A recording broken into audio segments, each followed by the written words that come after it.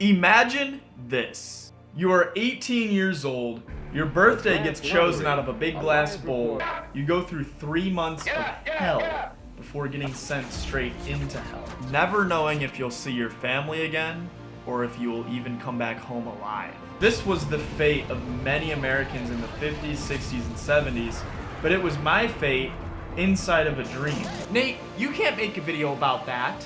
Well, I can't control what my dream's plot is like, but I can be the main character inside of the story that the dream created for me. And I can tell that story right out of my dream journal. The story of when I went to war inside of my dream.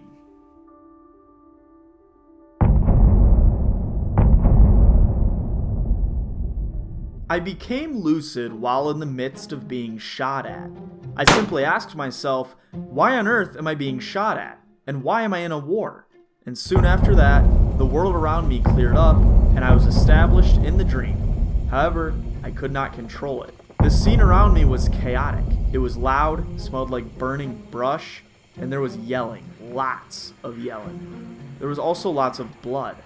I had soldiers to the left and right of me peering over the trench down the sights of their weapons, none of which I recognized.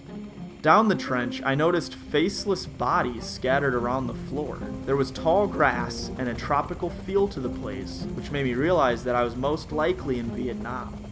I could not recognize the uniforms of the people around me. When I looked to my right, the soldier next to me was shot in the chest and he fell down into the trench. His face disappeared. How very strange.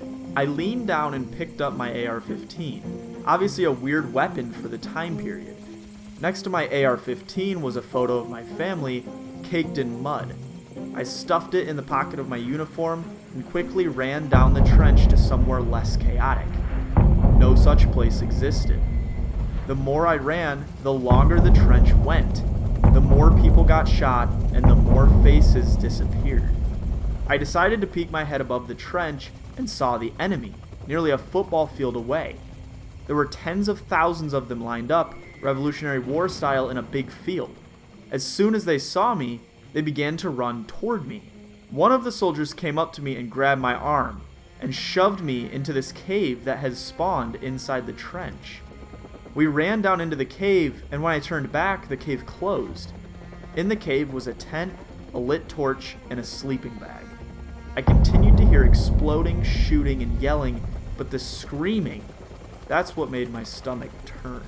The man asked me why I was there, and I simply told him that none of this was real and we are actually in a dream. He did not believe me. He looked completely petrified. I told him that this was all in my head and that even he was not real. And when I tell you his knees buckled, they buckled. He fell flat on the floor and his face disappeared. Once again, I don't understand why that's happening. I went back up to the spot where the cave opened, but it did not reopen.